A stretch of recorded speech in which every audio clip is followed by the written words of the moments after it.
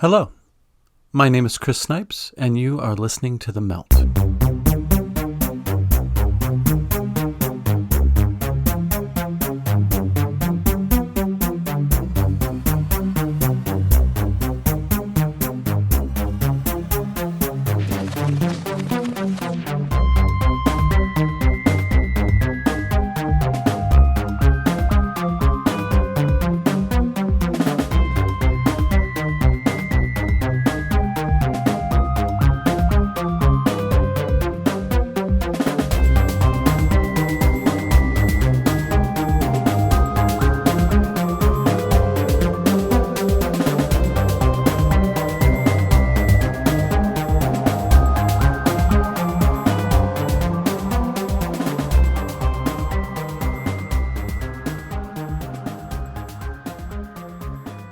Pretty much everyone who is listening to this podcast has some sort of working knowledge of what a Sasquatch or Bigfoot is, if I happen to reference it randomly in a conversation.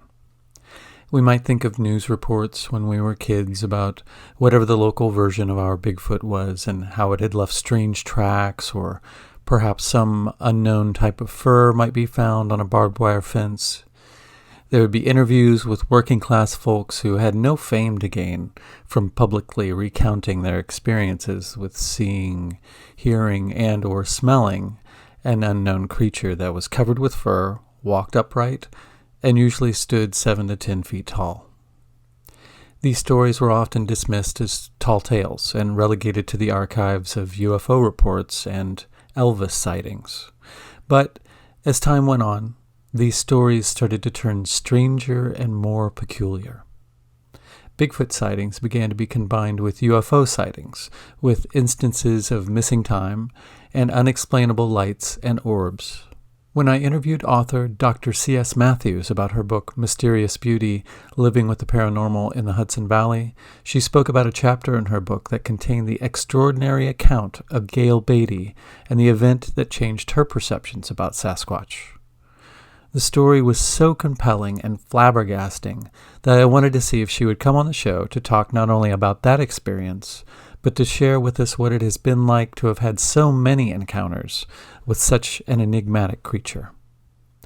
I begin the conversation by asking her what put Sasquatch on her radar. Well, I was a teenager growing up in the town of Pine Plains in Dutchess County, New York. We're about 2 hours north of Manhattan, and we moved up when I was, I think, 12, and loved the country, started loving horseback riding, camping, fishing, hunting, tracking. I was a tomboy, I guess you could say. And one night when I was probably about 16, I think, I decided I was going to go camping by myself up on the mountain behind our house. So I didn't tell my parents I was going up there. I actually was grounded by them. So I was kind of getting even. So I was like, I'm not going to put up with this. I'm going up on the mountain by myself. And so I went up there and, set up my tent and got settled in. It was starting to get dark. It was like 8:30. It was in the summertime. And I just settled in and was comfortable and never feared anything up there. Always was up on that mountain and never had a reason to be afraid. And so I guess it started to get dark, and all of a sudden I heard this loud owl. Like, it didn't sound like a normal owl, but it was just, it was just strange. And it sounded like it was right above my tent. So I was like, okay, this is weird, but, it's just an owl, nothing to be afraid of. And so a few seconds later, the most god-awful, blood-curdling, unearthly scream, yell, howl, like so loud that it shook my chest. And it put me into like a frozen with fear. I couldn't even move. I was shaking. I didn't know what it was. I had never heard of Bigfoot back then. That was back in probably the late 60s when this happened. So I had no reference, it wasn't a bear or a mountain lion or anything that, would be natural to Sure. this earth. Yeah, yeah. So I just sat there frozen with fear, thinking whatever this thing is, it could kill me, and I don't know how long I sat there before I just said, I've got to get out of here. If I just stay here, that'll be the end of me. So I just bolted out of the tent and slid because I had to climb up this like really steep ravine to get to my favorite spot.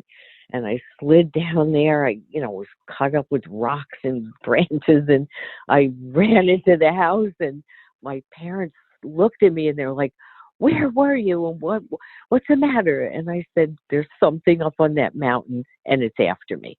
And they said, "That's what you get for going up there, and being a brat and everything else." So, after that, I was always like, in the back of my mind, what the heck kind of creature was it? Because it just was too loud, too unearthly to be anything natural to the forest. So I went about my life. I continued to hunt and fish and ride horses and camp, but never alone again. And it wasn't until I believe 2011 when that show Finding Bigfoot was on TV that I happened to have it on in the kitchen, and I heard the same sound, that same unearthly, ungodly scream. And I said, "Oh my God, that is what I heard the night when I was up on the mountain." So I immediately went to the computer, Googled Bigfoot sightings in Dutchess County, and wouldn't you know, the first one that came up was a daytime road crossing seen by two women on Lake Road in Pine Plains, which is where I lived. Wow.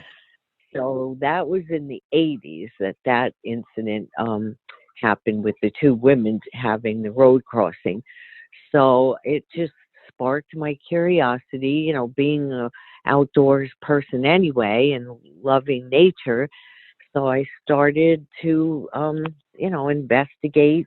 And I had a lot of friends that had farms at the time. And, a lot of people that growing up, I made so many friends that had property.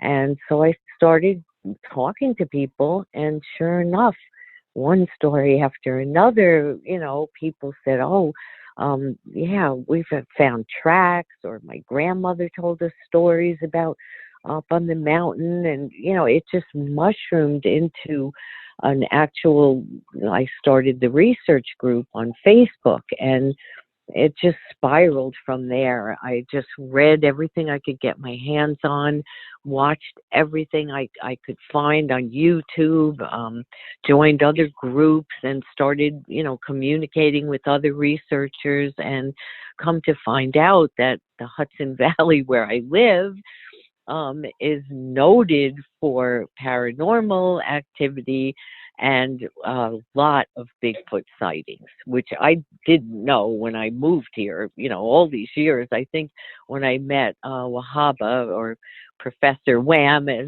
she is called, I think that's how I found out about this paranormal activity in the Hudson Valley. But before that, I didn't know any of this. So it's been a learning experience, that's for sure. Yeah. Well, back to your first initial encounter. When you came back and told your parents that, did they believe you? Had they heard any stories about things like that around there? No, they didn't. They believed me because they saw that I was white as a sheet. I was shaking, crying. Um, but so they knew something was up there, but they had never heard of Bigfoot either.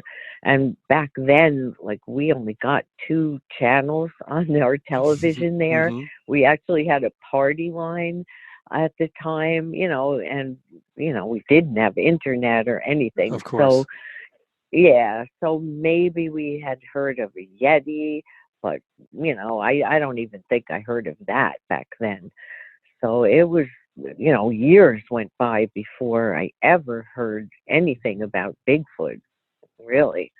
And I think most of the world, I mean, now it's more common because of the TV shows and the internet, but a lot of people still don't know. They think there's one Bigfoot and he lives in the Pacific Northwest or something. It's, Exactly.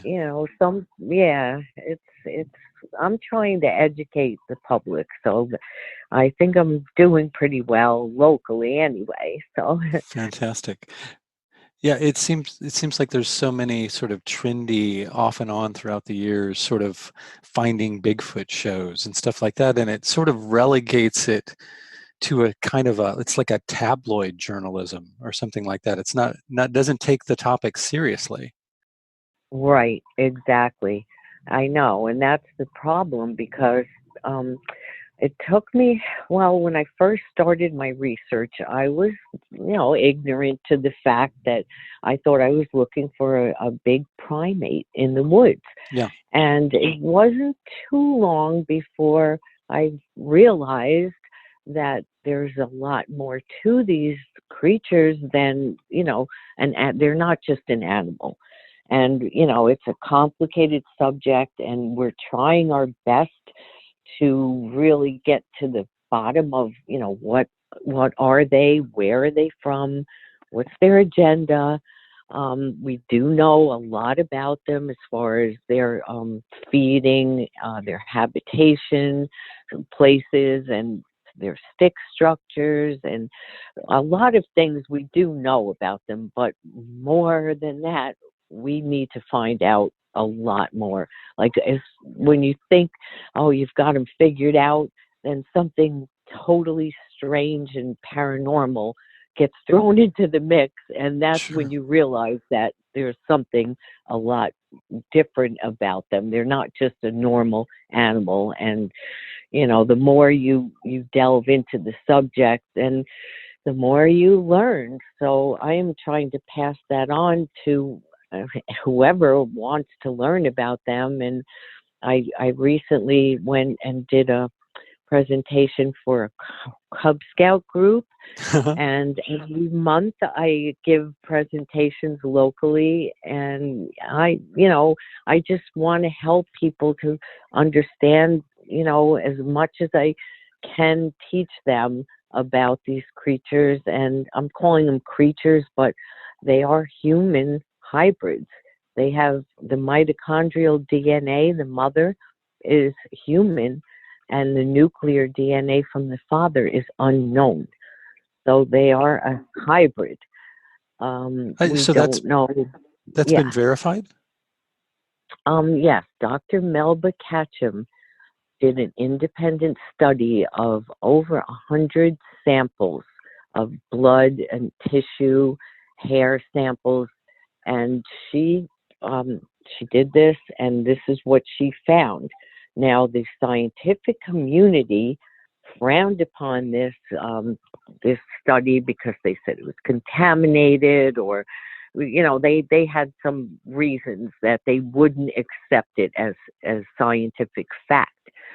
So, but I definitely believe in her, and I believe in the study, and there's other people that have donated money to her, funded her for this research, and we all believe that what she came up with is true. But they're the powers that be. I don't want to, get myself in trouble here, but they're keeping it from us. They're keeping the truth from the public, and that's a problem. Why what do you think maybe the motivation behind that? Well, I think it would cause a lot of people to stop camping, fishing, hiking, hunting. I mean, if the government was to come out and say, yes, these creatures exist, and the numbers that, we're finding evidence of clans of 15 or more individuals, like family groups of them with young, I mean, nobody would go in the woods if they believed that, these things are out there, and the government came out and said, yeah, this is a new species or an old species, but we're finally going to recognize them. And because some of them are unpredictable. They're not all they, you can't just go up to them and, have a conversation or whatever. You have to respect them and the territory they live in. And the more reports that I'm getting from all over the country, I mean, I get at least 2 a week, of people, finding tracks, or them, throwing rocks at their house, or killing a dog or a cat. They will, they're hungry, and they're huge. They can be up to 1,200 pounds. Wow. So they need a lot of protein. Their main diet in the winter are white-tailed deer, and they'll eat them in other times of year as well. But they go for the high protein, the heart and liver and spleen, the internal organs for the high protein. But they are opportunistic feeders, and I've gotten reports from Dairy Queen where the manager went out at 11 p.m. one night to take the garbage out, and he heard something behind the dumpster rustling around, and he put his light on his phone, and he's face to face with the 7-foot-tall female Sasquatch that was rooting around in the dumpster. And this is in like a populated area. Like, I don't want to really mention, well, I guess I could mention it. It's in Wappingers Falls, where there's like traffic and, stores and people. So, they will, raid people's garbage. They will go into barns and take pig chow or, dog food off of somebody's deck if they leave it out in a container. Actual garbage. A man reported to me last winter that he got up at 3 a.m. He heard something outside, and he turned on the spotlight, and he sees a Bigfoot, a big one too, and had a bag of his garbage. And so he quick turned the light off. He's like, oh my God, rubbing his eyes saying, am I really seeing this? And so he turned the light back on, and there was the female and a little one next to it. Wow. So, it just blows people's minds to think that they're mostly active at night when we're all tucked into our like cozy little beds. And Sure. so that's when they are most active and do a lot of their feeding. And, people don't realize that you don't have to live in these remote areas, that these animals are around our homes, and they're very good at hiding. So, it's just such a misconception that people need to be educated about. Definitely. Well, and it's also in a world where science is almost a religion in and of itself. It seems like if science doesn't, tip its hat at something, then it's not even worth people considering the existence of it. Right. So we think that we have the world all mapped out, and all of the animals have all been discovered, and all the places have been discovered, but of course that's not true. And so I think it's mind-blowing for the average person to probably think that something that huge coexists with humans almost in the same space sometimes, right? Yeah. Yeah. Yeah. I've had experiences here on my property. I live on a creek that's a tributary to the Hudson River, and I've seen 2 of them across the creek one night in February, probably about 6 years ago now. I was out on my porch, and the cat was out there with me. It was 9:30 at night, snow on the ground. I look across the creek, and there's a farmer's field, and it's like a rise about 30 feet up. And I see these 2 huge creatures with green, like brightest green eye shine, almost like LED lights. And I looked over there, and I'm like, who's over there? Because nobody's over there. I mean, it's a, big field with nothing. And Yeah, sure. immediately they just gone. In 2 seconds, they just took off. And then I found a nest up our creek one day. I was fishing with a friend of mine, and we own some property. We own 9 acres up the creek, and we were bass fishing, and I saw this broken off branch on this peninsula, and I said, Jesse, let's get out of the boat and check this out. I said, I haven't been up on this area for a while. So we get out of the boat, we see the broken off branch, we find a head of a carp, just the head that was left, the rest of the body was eaten. So we're going through this trail, and I tripped, and I look up, and I see this dome-shaped, made out of vines, like grapevines and different weeds and branches, and there's a stick sticking in front of the opening, like just pushed into the ground. It was a nest, a Bigfoot nest. And I said, oh my God, Jesse, we better get out of here, because we believe that they keep the young in these nests when the adults are off, foraging or hunting. And so I said, okay, time to leave, so that was a little freaky. I've had handprints on our camper, on our house, the front of our house actually had a big handprint on it. One night at 4 a.m., I own a bait and tackle shop, and it's in our little garage, and it's about 25 feet from our house. So I had a doorbell from the bait shop and a doorbell on the porch for the house. And 4 o'clock in the morning, both of them rang simultaneously because they have different ringtones. And so we got up, and I ran outside. I'm looking around, there's nothing there. And we believe that the juvenile Sasquatch like to be like tricksters, and they're probably bored, and they do stuff like that to people at night, to get a rise out of them or whatever. So that was kind of interesting. Yeah. And then another night, a friend of mine was here. It was in August 2 years ago, and it was pouring down rain. We had just gone to a jewelry show or something, and so she was dropping me off. I came in the house. She gets in her car, starts it up, turns the lights on, backs so she can turn around in her driveway. Her headlights hit the front of our yard, and there's a little dip, and I have these beautiful rose bushes, really thick rose bushes, and all of a sudden this creature jumps up from this little dip behind the rose bushes and runs towards the creek and the pine forest that we have. And she saw the thing, and it was huge and black. And so she didn't tell me that night, because she said, if I tell her, should I tell her, shouldn't I?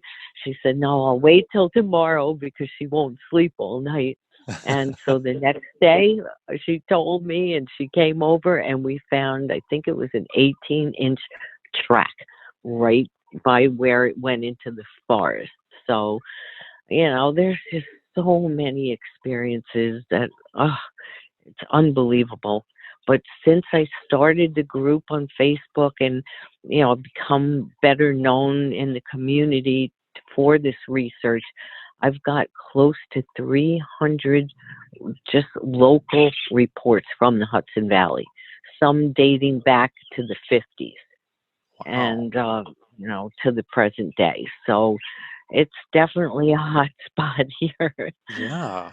Well, yeah. And there's never really been any accounts of Sasquatch committing violence against humans, right? It's usually just mischievous things. Well, there have been. There have been? There's been some. Not a lot, but lately I've been listening to a lot more podcasts from around the country, and there's, they do attack people. I mean, if they don't want you in an area, especially if they have young, like we've had an experience. I took some, Connie Emming was one of my team members. She's now in Kentucky, but this was about 5 years ago. Connie, another fellow, John, myself, and Brian, another team member, went to one of our hot spots. And we knew the Sasquatch were in that area. I'd found tracks and multiple signs over the years. And it was Brian's first time out. So John and I decided we split up, and we took a lower trail and they took the high trail.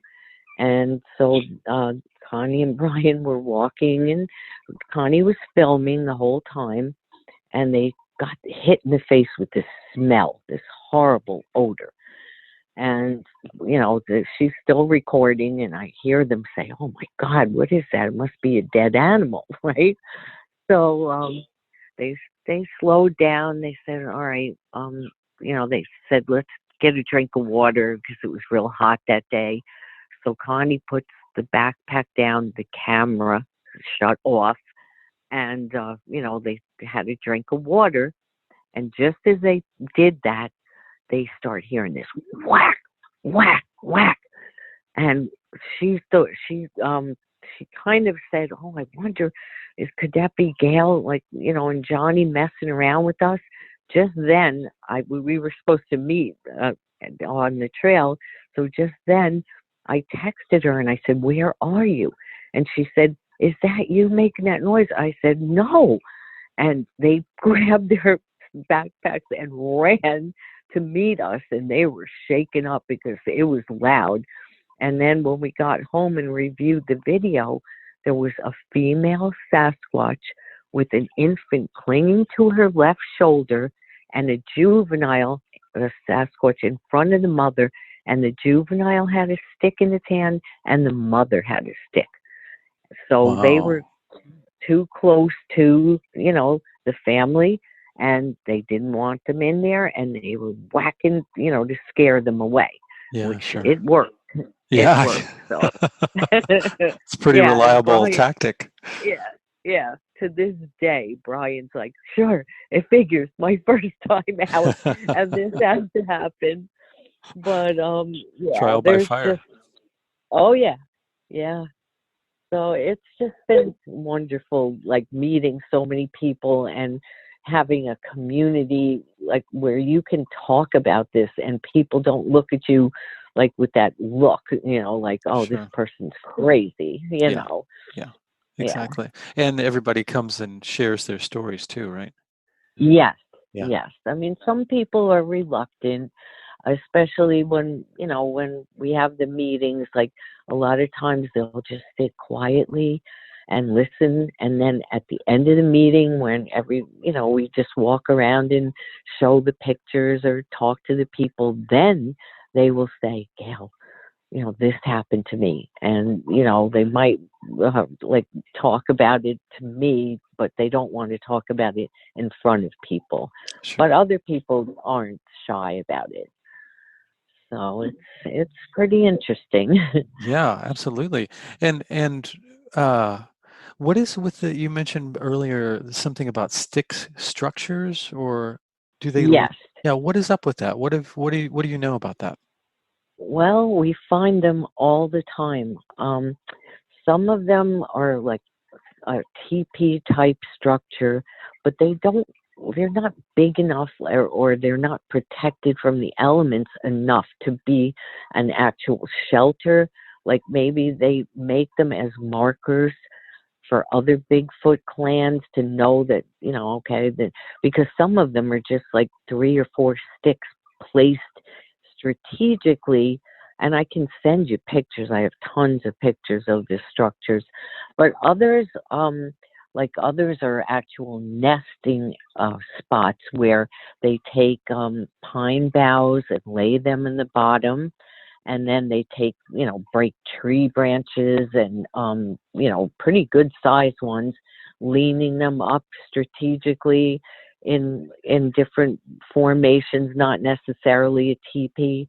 And, we know that that's where they could actually get inside and take a nap or something. But some of the other ones are huge trees that are leaned over and placed in the crotch of another tree. Sometimes the root ball of a tree is up in the air. We found them numerous times. So it's not like deadfall. And it's just amazing, like what they do. Like they can change a forest overnight. And the little ones imitate the parents. And so we'll find like this huge tree structures, and then we find little ones at the base of trees. So the little ones are just, watching what the parents do, and they're imitating it. Hmm. So that's pretty common. I mean, I can go out pretty much any day of the week and find structures. So it's, but most people don't know. They just don't know what to look for. Then they also take like sapling trees and bow them over. So it's like an upside down U, and then they weight that end down with either logs or stones. And we think that that might be a sign that there's water nearby, because I've heard that the Native Americans sometimes did that to point to water, the direction of water. Yeah, they do all kinds of stuff that like 90% of the population just walks right by and doesn't even notice. But once you know what to look for, you'd be surprised. I mean, even along major highways like throughways or the Taconic Parkway, I'll be riding, my husband will be driving, and I'm always looking in the woods. And you can be surprised. Like, you would never think that they would be along like Route 84. Well, you probably don't know I where don't. that is. Some of the listeners would, but it's a major highway. And you will find signs of Sasquatch. Like, there's a lot of them. I don't know. I couldn't even guesstimate how many, but from what I'm finding in the Hudson Valley, and if it's like that all over New York State, I can't even imagine, but there must be in the thousands. Wow. And people don't even know. That's how stealthy they are. Yeah. Well, I think if you have convinced yourself that something's not even on the menu, then you don't even Right. look. You're certainly not going to look for evidence of it or signs of it. You're just going to go, oh, what's that? Some human must have come and made that crazy structure or Yeah. whatever. Oh well. Then they Yeah. keep going about Yeah. their business. Sometimes I'll put pictures of structures, and people, the first thing they say, oh, maybe the Cub Scouts or the Boy Scouts did it, or that's a human, humans did it. No, because they're all broken, snapped off like 4 to 6 inch, tree boughs and stuff. People Wow. can't do that. Yeah. They're freshly broken off, and it's just crazy. But some people, I think, out of fear, a lot of people don't want to believe it, because when I realized, like, I'll tell you about a couple of other encounters I've had, and especially the one encounter that Wham writes about in her book. Oh yeah. It changed all of our lives. There were 5 of us there that night that witnessed this, and we were like totally in shock. And it, if we didn't know before that, we knew they existed. We knew they were on this property, but we didn't know like how the element that, came with it. It was Sure. just mind blowing. Yeah. Did you, up until that point, did you think that they were flesh and blood creatures? I think by then I knew that there were other, I'll say paranormal, because I don't really know what other word to use, but the homeowner had contacted me, and it was pretty early into my research. Maybe I was doing it for less than a year. And he had bought this property. He was from the city. He was a chef and owned a restaurant. And then I guess, he wanted to get out of the city, and he bought this beautiful land with this creek going through and a farm next door with horses. I mean, pristine property. And he had this home built. And he also had the creek coming through, so he had a pond dredged in the front of his property, maybe a half-acre pond. Beautiful. So the guys were working on the pond, and they had some equipment, like I guess it was a backhoe, and they left it there one night. And the man heard something outside. He went out on the porch, and there's this 8 foot tall creature standing next to the backhoe, and he is looking at it, and he had no reference of, so he thought it was a bear, a black bear. So he went quickly into the house, and closed the door or whatever. And the next morning when the men came to finish dredging out the pond, they went up to the house and they said, we got all these big, gigantic footprints all around because the dirt was all soft from them, working. And he said, well, I saw this big bear here last night. And the guys were looking and they said, this can't be from a bear. They were like 17 inches long, human-like footprints. So that's when he contacted me, and I started going over, and he was telling me that he had been married and he had 2 stepdaughters, and they had a little dog. And the wife and, the kids moved into the house, and, they loved it. It's beautiful. But then these weird things would start happening at night. The little dog would start barking at the window, and there was all scratches down the screens. What else was happening? I guess they threw rocks at the house. They smashed out the back spotlight, the motion light, because they would approach from like the creek side, the back of the house. They were looking in windows. So it ended up the wife, started drinking heavily, and she would be like sitting there drinking and rocking back and forth in a chair, and it ended up that she left him, and they ended up getting divorced because the kids were terrified, and the wife, it just traumatized the family. So the man was, continued to live there, and actually the house is up for sale now. He's finally had enough. But yeah, there was all kinds of activity, even like some weird stuff that happened inside of his house. But when I met him, he had started feeding these things. So every single night he would make them peanut butter and jelly sandwiches. He would put them in a Ziploc bag, and he would buy honey buns and, like cakes and cookies, and he would nail them to this rickety fence that was in between the creek and his house. And it was probably 80 yards from the house down to the fence and the creek. So every night he would put these things out, nail them with a regular nail, go back in the morning, every one of them would be gone. Then we would walk around the woods, find the bags, and they would be slit open, like somebody took a knife and just slit, not chewed up like a raccoon or a bird would peck through. And we would find Bigfoot tracks. We just structures, all kinds of structures. We would hear whistling, wood knocking. I think one of the first times I went there, and I had my friend Jesse was with me, and we started walking towards the creek, and the wood knock was so loud that it sounded like a gunshot. We were like, what? Who's shooting? He said, that's not a gunshot. That was a wood knock. So this place was really active, even in the daytime. I wouldn't stay there. I told Wahaba I would not stay there. If you paid me $1 million, I would not sleep there one night. That's how it was, just eerie. So very. It felt dangerous. Something felt strange about Yeah. it. Yeah. We actually brought a psychic there one night, a woman, and another friend brought her.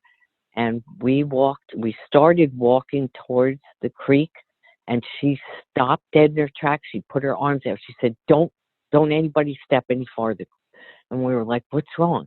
And she's like, back up. And they were telling her, just don't go. This is our property. We don't want you past this point.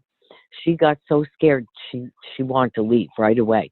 She said, this is not good. She said, they're taking over this land and they're angry that he put the house there. I guess they had lived there for, how God knows how long. And she was scared. She said, this is not a good place. Let's go back in the house. And then she had the guy take her home. She wouldn't stay there. And I felt so creepy there, that I'll tell you about the night of December 30th. These two guys from Massachusetts had seen my post about that property, and they were very curious and anxious to get there. The homeowner was resistant at first, but he finally said, okay, let them come, because they had a FLIR camera, and that's the one thing that we didn't have. So that's night vision camera, and it was, would take video. So he agreed to have them come. So it was the homeowner, myself, his best friend, and then these two fellas from Massachusetts that were Bigfoot researchers. So they came, and it was still light out. And so we took them, for a walk around the property so we could, they could get the lay of the land. And then we went in and had something to eat. So we're sitting at the table, and all of a sudden this white Bigfoot, like I saw it and one of the other guys saw it, pass by the window, because we were facing the window when we were sitting at the table. And this guy said, did you see that? And I said, yes. And we knew that there was a light-colored Sasquatch, like a blondish-colored one, because another friend of mine had a sighting of it, and we got the track. And so then we had the food, and then the thing walked by, and we said, okay, let's get out there. They're out there. So the guys were gearing up. I already had all my gear, so I stepped out on the porch to have a cigarette while they were getting ready. As soon as I shut the door and lit the cigarette, crack, smash, into the creek, a big tree goes down. So I'm like, guys, hurry up. They're doing stuff out here. They're throwing trees down. So the guys all come out. We start walking down to the creek by the fence, and the guy with the FLIR was to the right, scanning the woods, and he's like, contact. So he said, come here. So he's passing the FLIR around, and he's got 5 of them on the FLIR. And he's picking up the heat signatures, right? And so he's passing the camera to everybody, and he passes it to me. It was freezing cold, and I'm a lefty. And when I grabbed the camera, I accidentally shut it off. But we got about 4 minutes of footage of them. So cool. Anyway, so then the homeowner and one of the other gentlemen start walking down towards the fence, because we had left some food down there for him. And he got bluff charged by one of them, and he had this camera strapped to his chest. And so he got it looks fuzzy, so you can't really tell that it was a Sasquatch, but there is an image of, something, because he said he could hear it like running up to him like gorillas do, and they like bluff charge and then they stop. And, so we got orbs, we got all these weird things coming up from the ground, like little lights, and oh my God, it was just weird. So then I guess they continued to break down these huge live trees, but it was in the winter. There was no leaves on them or anything, but they were going crazy. And they were, making noises, and oh God, it was horrible. Were they vocalizing at all while they were doing this? Yeah, I think they were making some, vocalizations, but it was just like so intense. Wow. That I said, guys, we got to get out of here. I said, they're pissed off, because I think that they knew that we were filming them, and that's the last thing they want. And so the guy that had the FLIR got hit with infrasound, which is like a low vibrational frequency that like lions and elephants and stuff can give off. But this is a little different because he was hit so hard that he was like physically ill. Like I had to grab a hold of him. He was shaking, wrenching, like vomiting, Wow. turned around, like he was really sick. So I said, guys, let's get out of here. We got him pissed off. And so we're heading up to the house. I'm holding the guy, you know, his arm and trying to get him up to the house. The homeowner and the other guys were still facing the creek at that time. All of a sudden, this blue light gets shot, goes shooting up from the ground to the sky, and then dead silent. That was it. It was like unbelievable. And we all, you know, I said, come on, get back in the house. So we all went in. The guy was sick for quite a while after that. You know, he said it felt like he got hit by lightning because it's tingling feeling, like you would stick your finger in the socket or something. And so, you know, once he started to feel better, then we put the chip in and we saw what was there. And it just was unbelievable. Like one of them, like four of them were standing up on two legs, but one of them, big heat signature, was crawling, belly crawling on the ground, like fast. And maybe in the water. I don't know if it was, I think the creek was a little bit frozen, but it was just moving really fast, like it was trying to sneak around us or something. And the other ones were, you know, just like hunched over, that Bigfoot position with, you know, the head is like no neck and hunched over, and the shoulders. Oh my God, it was unbelievable that night. Wow. And definitely changed all of our lives, because now we know that they're not just flesh and blood creatures, but, you know, but there's more to them. You know, I mean, I don't know. It's real creepy, Yeah, really creepy. that's a I mean, strange they could have easily, yeah, they could have killed us if they wanted to. Yeah, absolutely. Obviously, they were there to intimidate you guys, right? Oh yeah, Yeah. yeah. And then the next day, the homeowner and I went out. The next morning, I went over there and we walked across there and we videotaped what they had done and the damage. And oh my God, it was unbelievable. And then that night, that was December 31st, so it was New Year's Eve. The homeowner had a date. He had a girlfriend by that time, and they had gone out to dinner. He went and picked her up, and they went out to dinner. They got home, I guess, 1 o'clock in the morning, pulled in the driveway, and got out of the car and looked around. And I didn't believe him at this time. I was still like, no, this can't be right. He said, Gayle, there were 30 sets of eye shine all around the perimeter of his property, like some low to the ground, some up in the trees. And oh my God, Wow. they got so scared. They went in the house. He got his shotgun. The girl was crying. She because he told her what happened the night before, and she said, I'm never coming back here again. And he took her home the next day. She never came back. That is how creepy. Yeah, it's creepy there.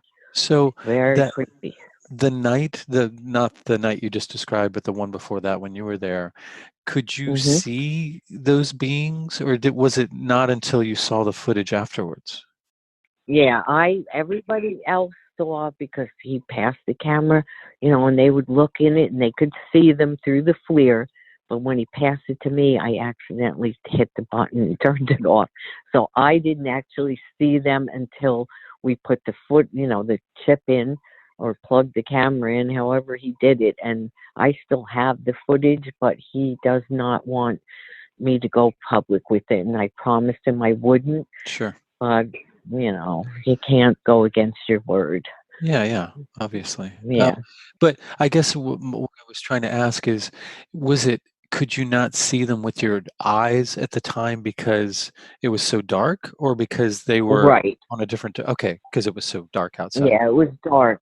Right. Because it was pitch black out. I don't even think there was a moon that was visible, and it was freezing cold that night. And when they were breaking the trees, I mean, it was just so loud, and it was scary. I mean, if they wanted to kill us, we would have all been dead. And that's the thing. Like, they could have easily jumped over this rickety fence and dismembered us all. So, Yeah, yeah. you know, I mean, why they didn't, I don't know. I'm lucky and thankful, but they did not like the one guy with that FLIR, and he was the only one, I think, that got really hit hard with infrasound that night, because I was standing right next to him and I didn't get hit, so they didn't like him. Yeah, I've heard that they can sense somehow that they can sense when people have recording devices and stuff. Oh, yeah. Yes. A lot of times, like, we will be out in a hot spot and have fully charged cameras or whatever, equipment we're using, and all of a sudden it goes dead as a doornail. So there's something, definitely paranormal-ish about them. When you're too close to them, they can manipulate your equipment, just like ghost hunters have the same problem. Then yeah, So, yeah, there's so much. what was your take on that night and what happened with the light coming from the ground and going up into the sky and then silence? What have you ever formulated just a loose idea of what you think might have happened or what all of that was about, Well, or no?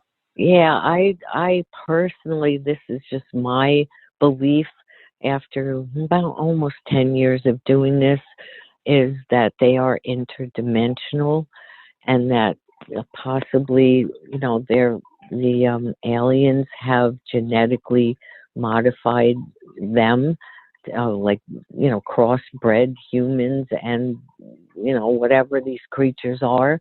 That's just my personal belief, because you can be walking in the, broad daylight.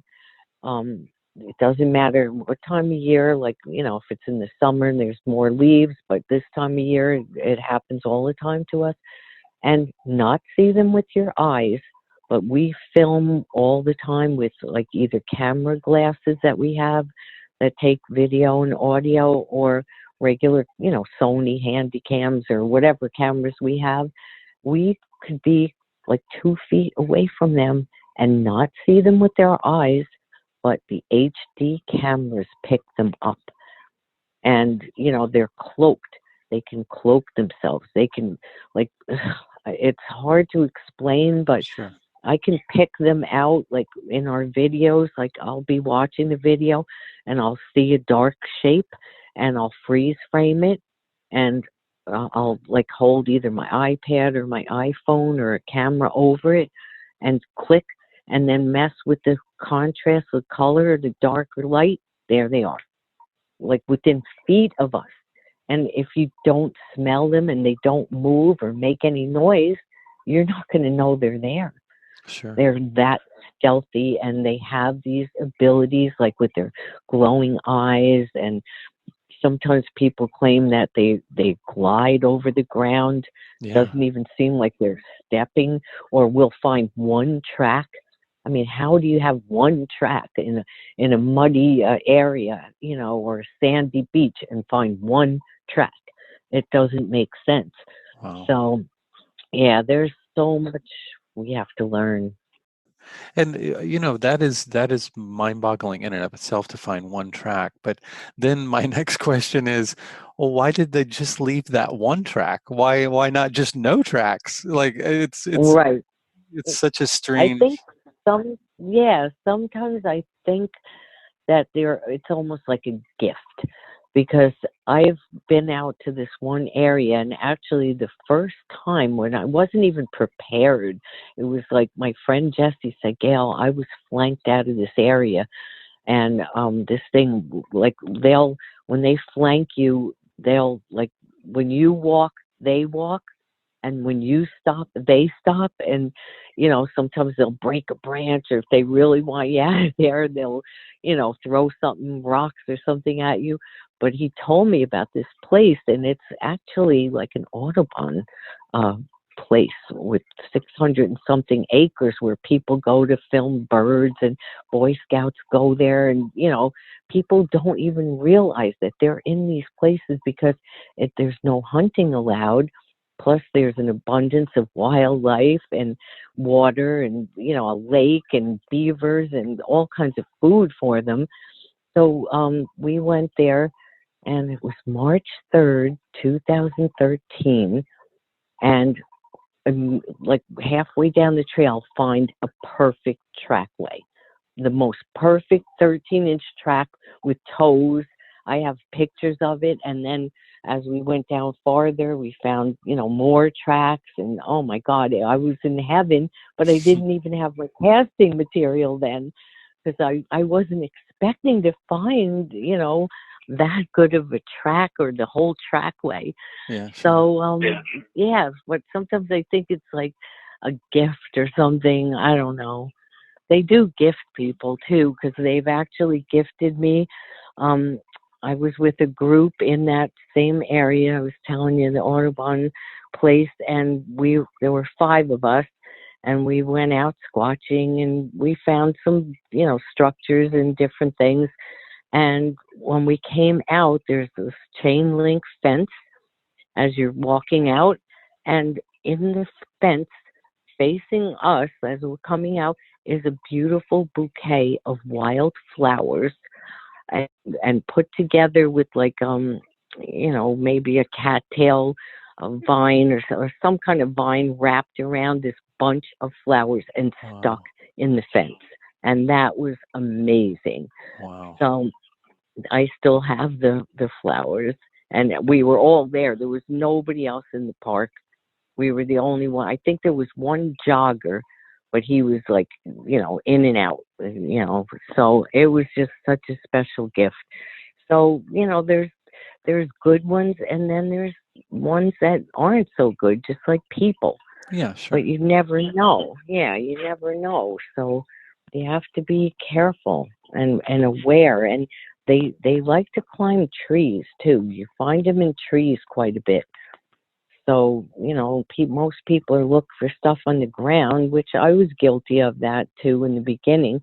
But now it's like, look up, because they could be up in a tree and you wouldn't even know it, and walk right under them, and they could jump you or something. Yeah, yeah.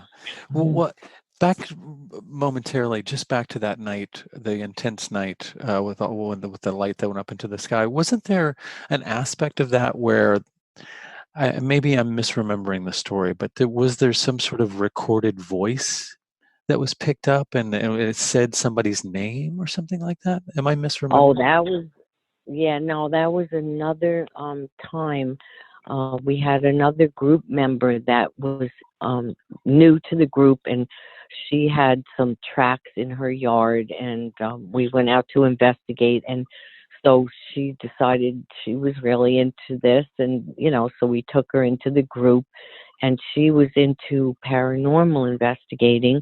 And she suggested that, being that, after I told her about that night with the light and everything, and how, you don't see them, but then you capture them on film, she suggested that we try some equipment that paranormal people use.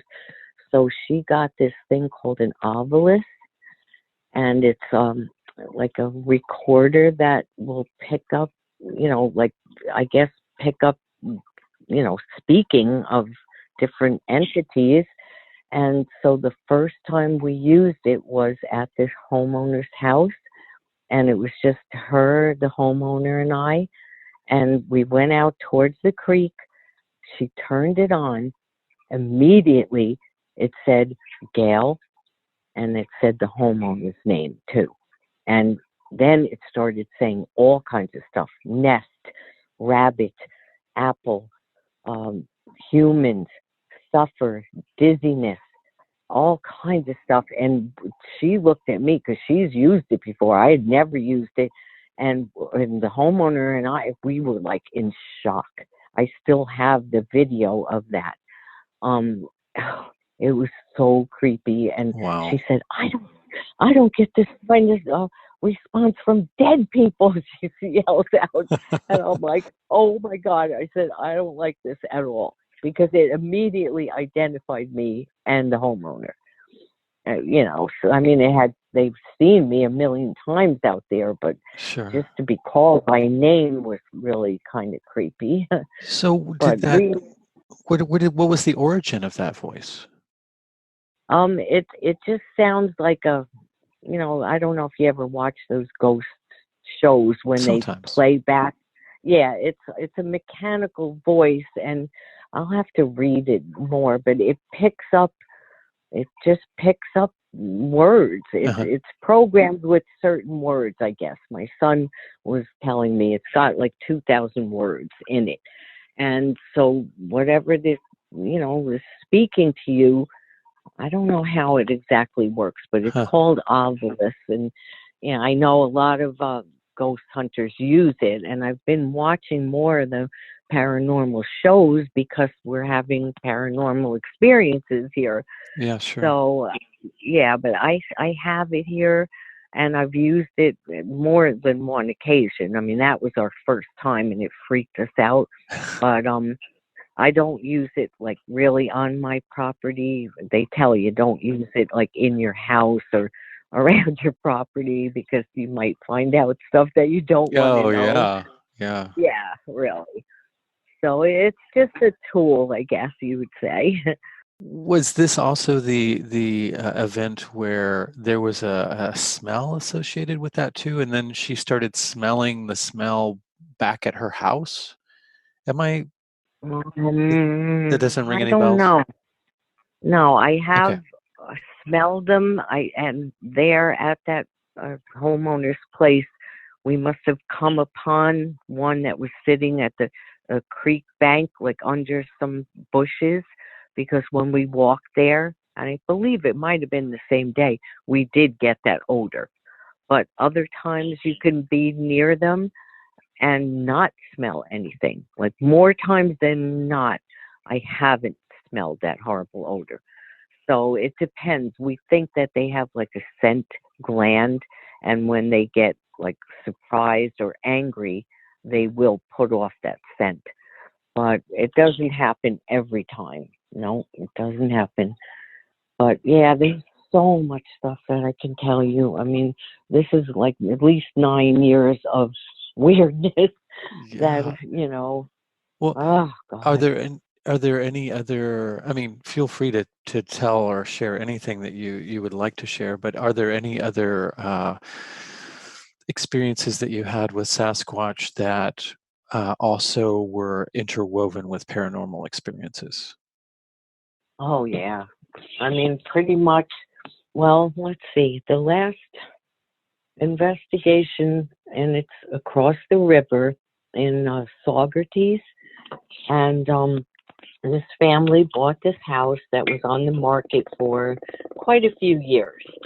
And come to find out, it was once all a farm owned by a family, and then they divided the land and, built the houses. And it's near a golf course with a pond, and it borders the New York State Thruway on the bottom.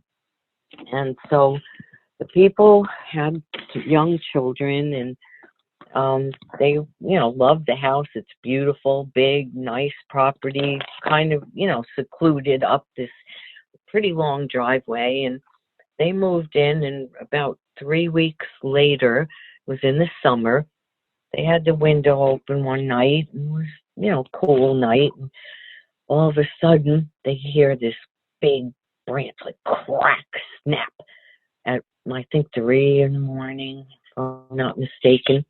And then this odor wafting into the bedroom. Um, so the husband he didn't really, wake up, I guess, but the wife did.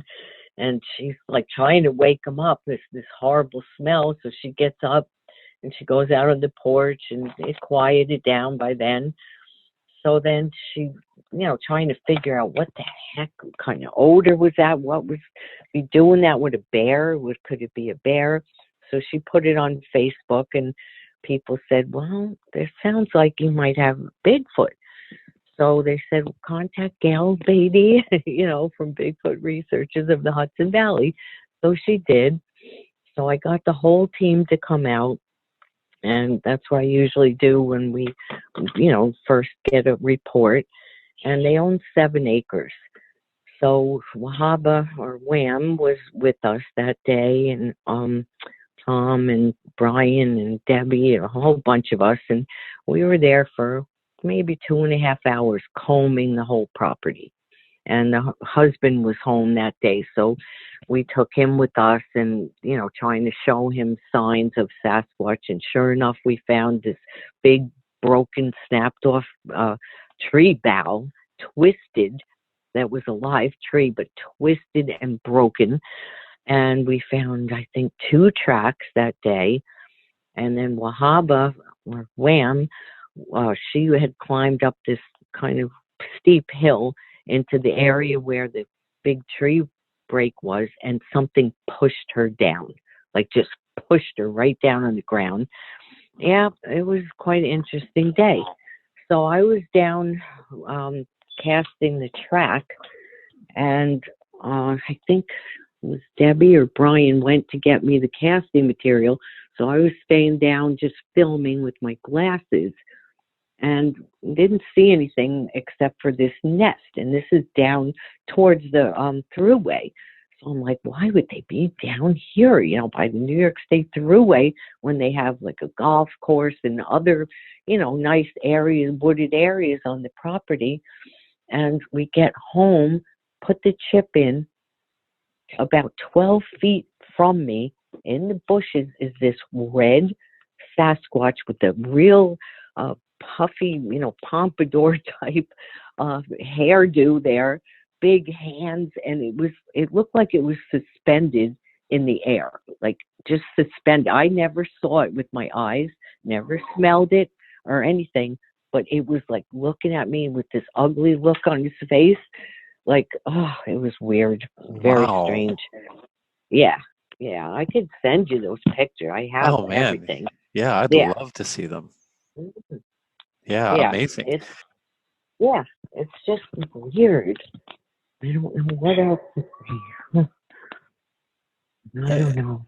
And have you come, obviously, you probably, it seems like research like this would almost leave you with more questions than answers, right? Yes, it does. It does.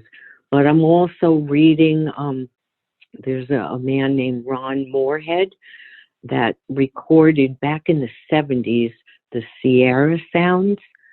And he just wrote a book, and it's about the quantum Bigfoot.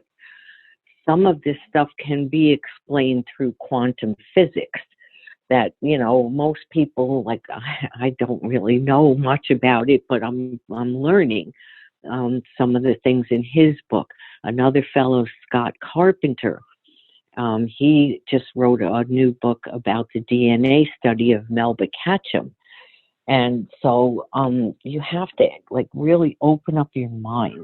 You can't be closed-minded when it comes to this kind of thing, because, eventually with the number of sightings all around the world, not just in our country, people are having real problems.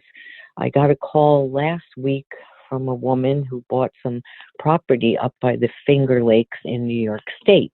And it just was a cabin off the grid, had an old barn there, and it was on a farm property that they subdivided. And the couple has 2 German Shepherds. They go up on weekends, and they were planning on, building their home, adding on to the cabin, building a home and living there. So she was there by herself. Sometimes her husband can't go, so she went up with the dogs, and she was doing some clearing of brush, and they've been cutting some trees down, and she looks around the cabin, and there's 16-inch footprints walking around the cabin. And so she photographed them. Then she found one structure, and she decided to put a trail cam in this lean-to building she has that's pretty tall on the one side, and she got a picture of an arm with pretty maybe 3 to 4 inch hair. She's going to send me that picture, but she said it had to be 8, 9 foot tall, this creature. And so she had Amish people that are neighbors, so she showed him the picture, and he's like, oh, you must have some huge bear on the property. But she said, Gayle, we only have black bear here. And there's no way black bear, this creature had like brownish fur, and like, the arm, it looked like an arm, not a bear's leg, standing up on 2 legs. So she's going to send me that. But she said, I don't think that we can live here, and I don't think we can sell our property to anyone. And I said, oh boy, that's a problem, because look at these other people, the young couple that are, and they've had other things happen since, the first night when they smelled the odor and stuff. They've had, the woman was outside with the kids, and the thing was in the bushes growling, like deep growl at her. She grabbed the 2 babies and ran in the house. They've thrown rocks at the house. She's gotten big tracks, like right back where the kids play. Wow. So I told her, do not let those kids, they're little. Don't let them out of your sight. And she has 3 of them, babies, like the boy is, I think, 5, and the other one's 3, and the other one's a year and a half. I said, you can't let these kids out, by themselves, or even, well, it seems to happen when her husband's not home, like he'll be away on business, and he has to be away for like a week at a time, and that's when they start throwing the rocks or slapping the side of the house at night. Interesting. Because they know when a woman's alone and with kids and stuff. Mm-hmm. So it's obvious. It's Go obvious ahead. these things are very intelligent. Oh, yes. And they have language. This is another thing that people, like, they have language of their own, but they can understand, English, and probably in China, they can understand Chinese. They're intelligent. They have an intelligence and then they also have psychic abilities to telepathically read your mind and stuff. There's so much more to these than an animal in the woods. They're not an animal by any means. They might live like an animal, but they are not. They're intelligent and in ways that we can't understand yet, but we're working on it.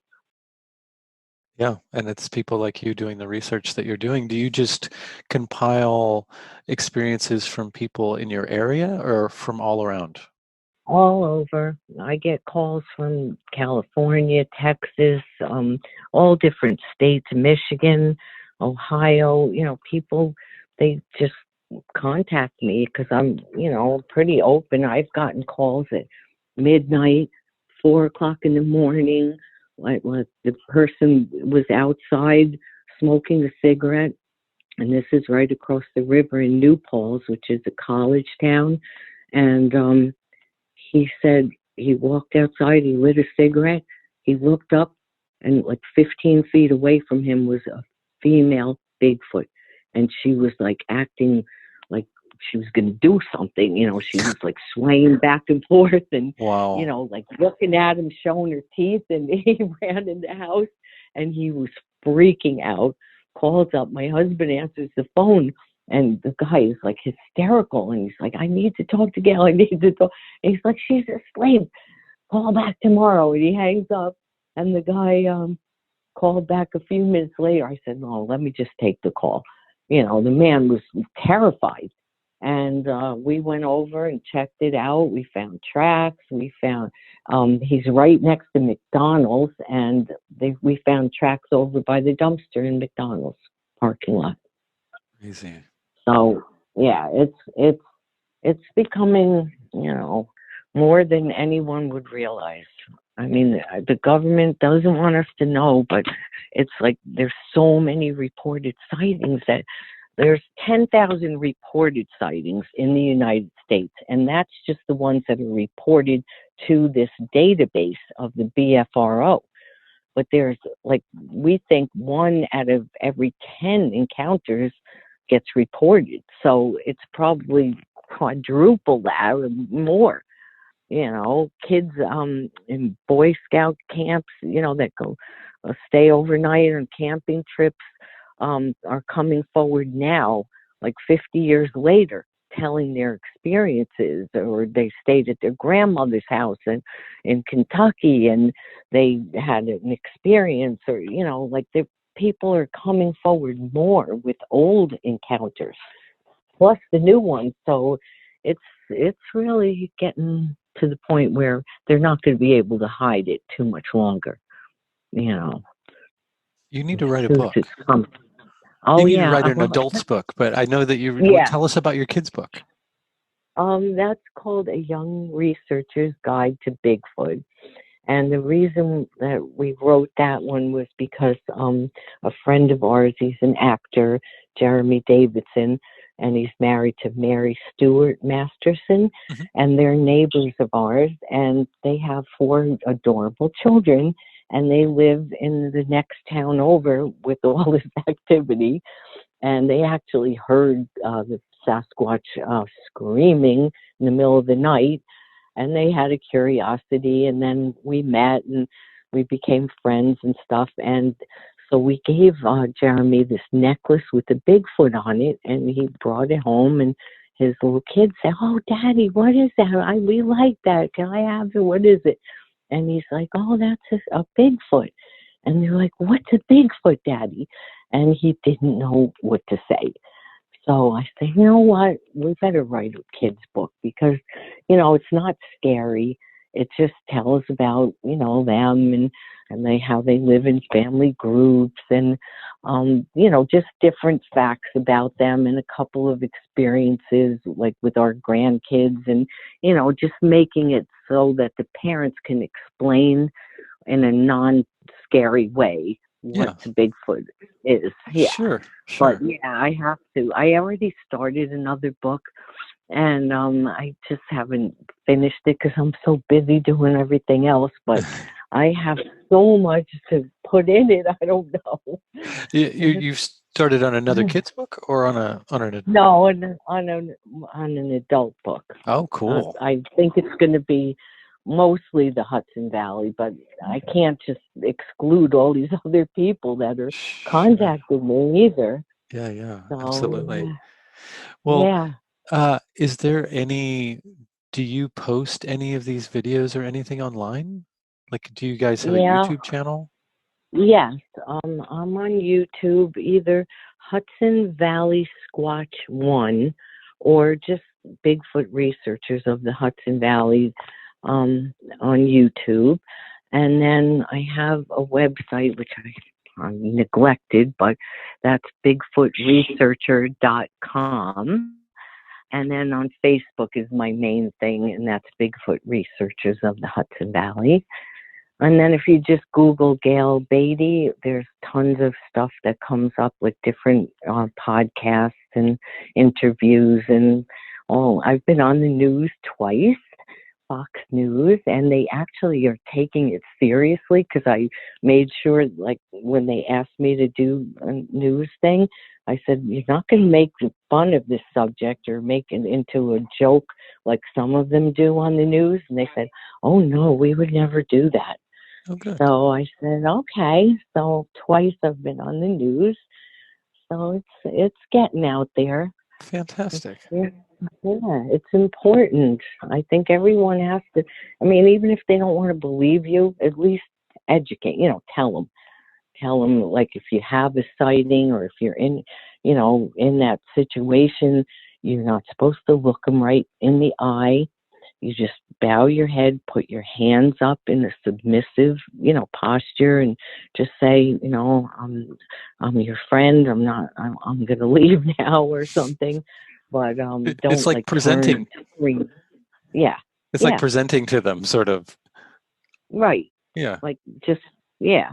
because, some people will like scream or, if you have a gun or something, they don't like guns.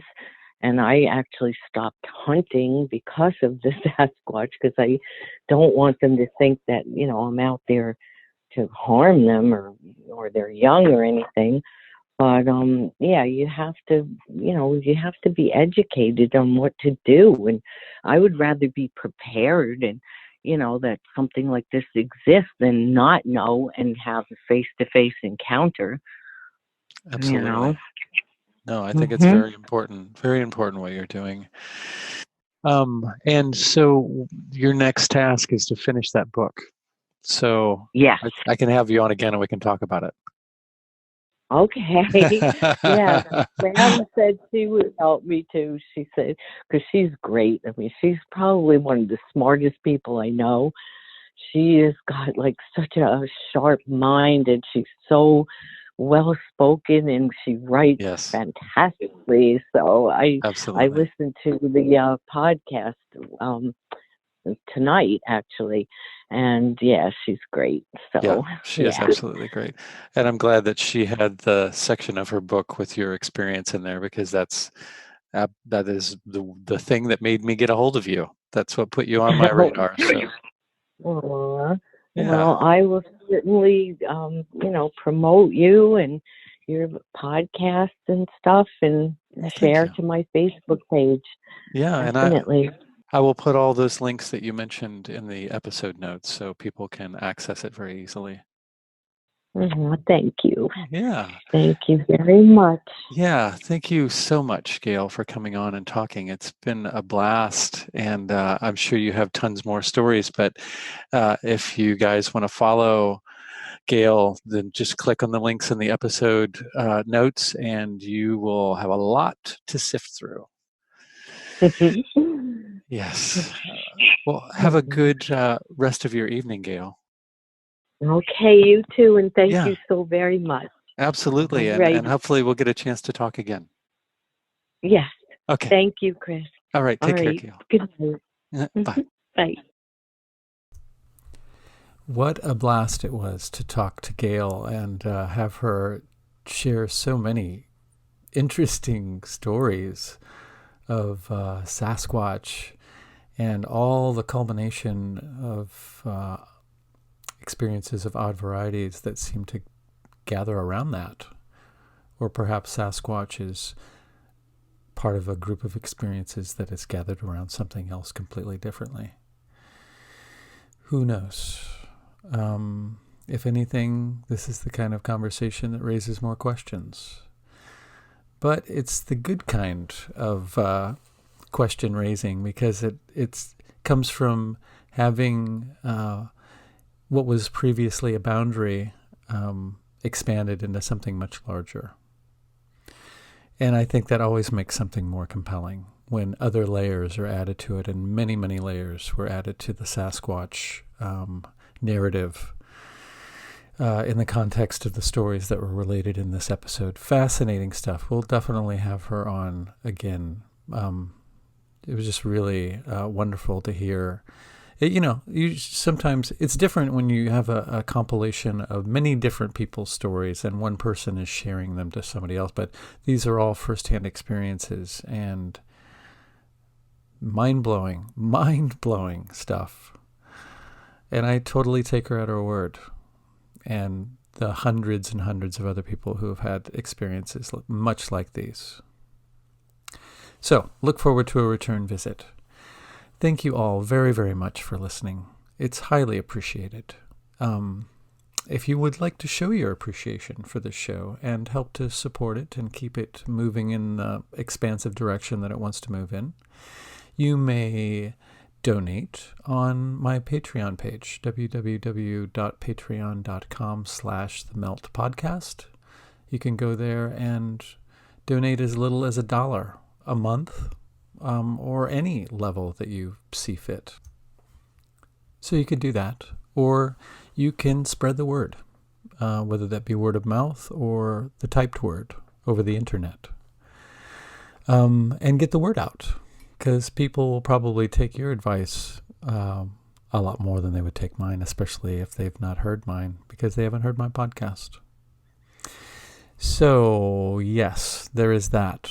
And you can also subscribe to The Melt on iTunes, Google Play, Spotify, the like, places like that. So thank you so much for listening. There's a lot of great shows scheduled. I'm scheduled through about April at this point, and it doesn't look like it's going to stop anytime soon. So yeah, there'll be fantastic stuff coming up, and I am going to be on a schedule now.